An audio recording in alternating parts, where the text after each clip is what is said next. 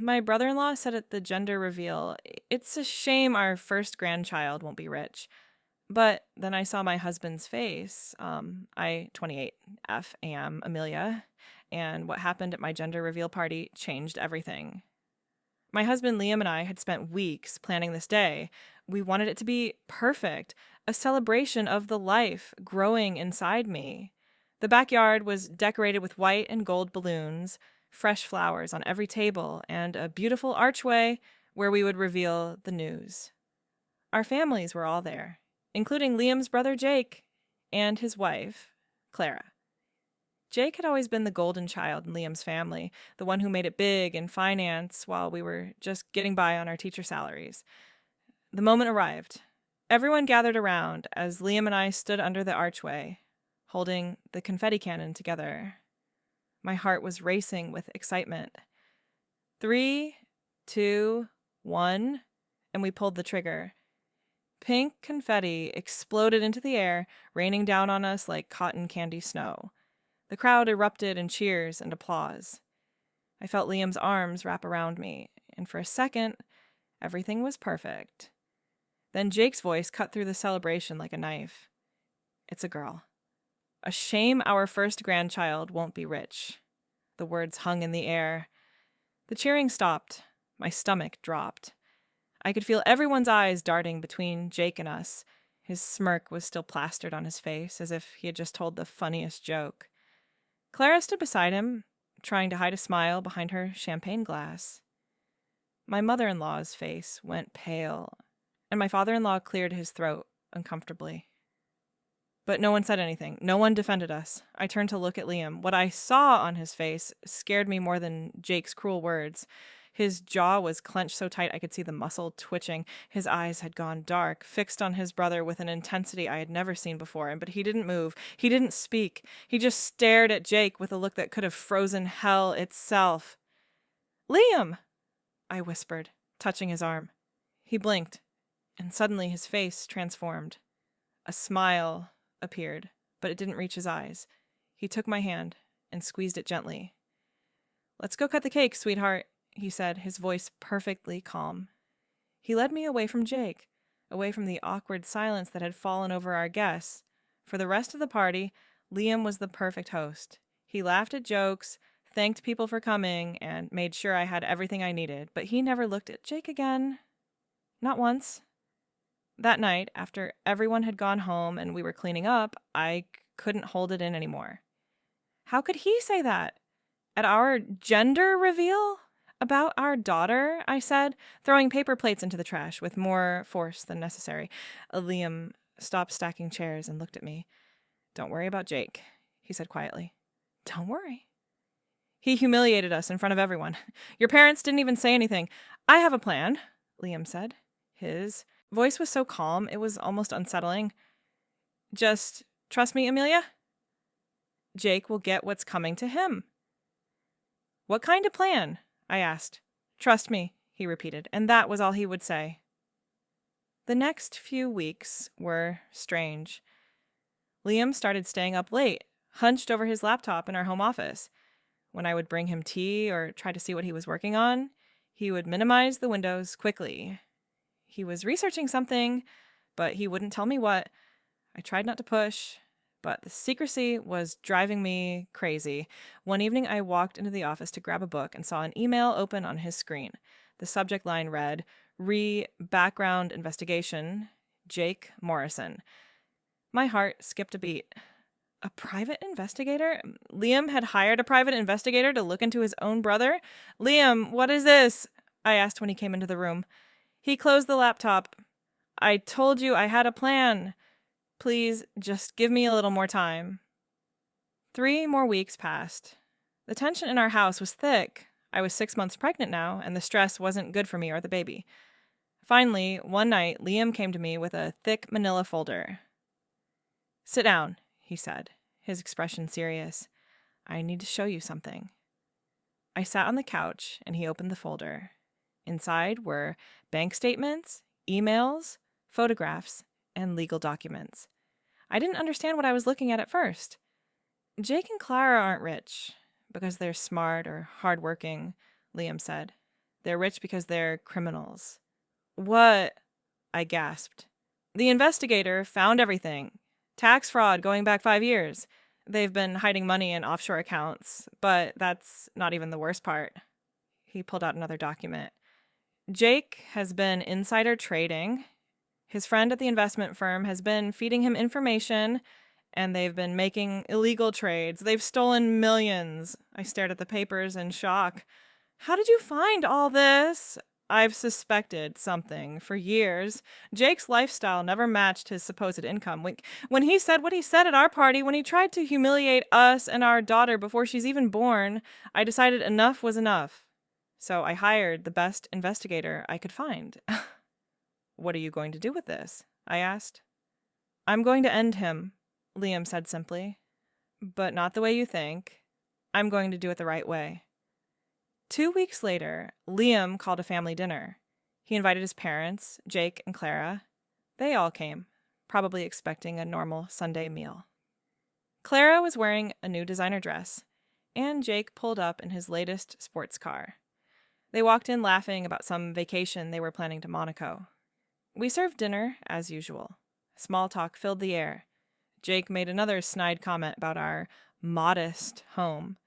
Clara complimented my cooking in that condescending way that made it sound like she was surprised I could make something edible. Liam's parents tried to keep the conversation neutral, talking about the weather and local news. Then, between the main course and dessert, Liam stood up. I have something I need to share with everyone, he said. His voice was steady, controlled. Jake rolled his eyes. Please don't tell me you're having twins. One poor kid is enough. Liam didn't react to the jab. Instead, he pulled out the manila folder and placed it on the table. Jake, I know what you said at our gender reveal hurt Amelia, but more importantly, I know how you afford to say things like that. Jake's smirk faltered slightly. What are you talking about? Liam slid the folder toward his parents first. Mom, Dad, you should see this before anyone else. His mother opened the folder hesitantly. As she read, her face went from confused to shocked to horrified. His father's hands started shaking. What is this? His mother whispered. It's proof that Jake and Clara have been committing tax fraud and insider trading for years, Liam said calmly. Every document in there has been verified. The investigator I hired is prepared to testify if needed. Jake shot up from his chair. This is ridiculous! You hired someone to spy on me? I hired someone to find the truth, Liam corrected, and they found it. Every illegal trade, every hidden account, every falsified tax document. It's all there. Clara's face had gone white. Jake, tell them this isn't true. But Jake couldn't. He stood there, mouth opening and closing like a fish out of water. Liam continued, his voice never rising. You've spent years looking down on us, making us feel small because we don't have money. You insulted our unborn daughter.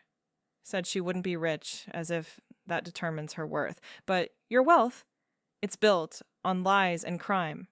You're not successful, Jake. You're a thief. How dare you? Jake finally found his voice. After everything I've done for this family. What have you done except make everyone feel inferior? Liam shot back. You've done nothing but poison every family gathering with your arrogance and greed. His father stood up slowly. Jake, is this true? Did you really do these things? Jake's silence was answer enough. Get out, his father said quietly. Get out of my house! Dad, you can't be serious, Jake protested. I said get out, his father roared. You've disgraced this family. You've committed crimes. You could go to prison. Clara started crying. Jake grabbed her arm and stormed toward the door. Before leaving, he turned back to Liam. You've ruined everything. No, Liam said calmly. You ruined everything the moment you decided. Stealing was easier than earning. I'm just making sure there are consequences. After they left, Liam's mother was in tears. His father looked broken, but they both hugged us before we left. And his mother whispered in my ear, I'm sorry we didn't stand up for you at the party. We should have. The next few months were a whirlwind. Liam had already sent copies of all the evidence to the FBI and IRS before the dinner. Jake and Clara were arrested 2 weeks later. Their assets were frozen. Their house was seized. They lost everything. Jake's company fired him immediately, and Clara's boutique closed when news of their crimes spread. They became pariahs in their social circle. Meanwhile, our daughter was born on a beautiful spring morning. We named her Hope. Liam's parents were there, crying with joy. They had already set up a college fund for her, promising she would never want for anything. But more importantly, they promised to love her unconditionally. Jake and Clara were sentenced to 5 years in federal prison. They tried to blame each other during the trial, which only made things worse. Their marriage fell apart before they even got to sentencing. The last I heard, Clara's family had disowned her, too. 6 months after Hope was born, we were sitting in the nursery. I was rocking her to sleep while Liam sat on the floor, putting together a new toy. The evening sun streamed through the window, casting a golden glow over everything. "Do you regret it?" I asked him. "Destroying your brother like that." Liam looked up at me, then at Hope, sleeping peacefully in my arms. "He destroyed himself the moment he chose greed over family. I just made sure he faced consequences." "Your parents still seem heartbroken about it all," I said. "They'll heal. And now they know who their real son is. The one who might not have millions, but who has integrity." He stood up and kissed Hope's forehead, then mine. "Our daughter is going to be the richest person in the world, Amelia. Rich in love, rich in family, and rich in happiness. She'll grow up knowing her worth isn't measured in dollars, but in character." I thought about Jake and Clara in their prison cells, stripped of everything they had valued. They had lost their freedom, their reputation, their marriage, and their family, all for money that wasn't even truly theirs. "You know what the best part is," Liam said, sitting beside us. "Hope will never have to deal with their poison. She'll never have to hear Jake's cruel comments or feel small because of their judgment. She's free from all of that." He was right. Our revenge hadn't been violent or cruel. It had been calculated and just. Jake had tried to shame our daughter before she was even born, tried to make us feel worthless because we didn't have wealth, but in the end, he lost everything that actually mattered. His parents wouldn't speak to him. His wife had divorced him. His friends had abandoned him. He had nothing left but the prison cell and the knowledge that his own greed and cruelty had brought him there. As for us, we had everything. We had each other. We had hope. And we had the love and support of Liam's parents. We had proven that integrity beats ill-gotten wealth every time. Our daughter would grow up in a home filled with love, not luxury cars and designer clothes bought with stolen money. She would learn that true wealth comes from being a good person, from standing up for what's right, even when it's hard. The last time I saw a photo of Jake was in the newspaper covering his sentencing. He looked hollow, defeated. The confident smirk was gone, replaced by empty eyes and slumped shoulders.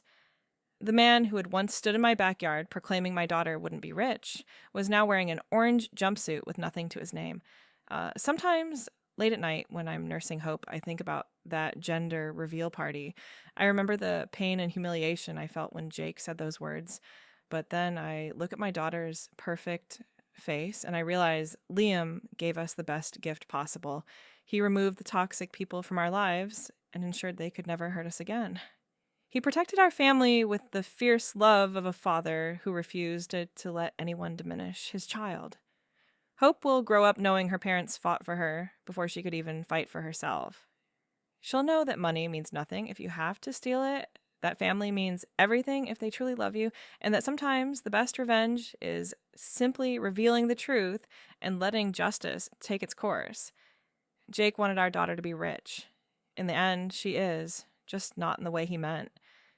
And Jake? He's the poorest man I know, sitting in a cell with nothing but regret and the knowledge that his own brother was the architect of his downfall.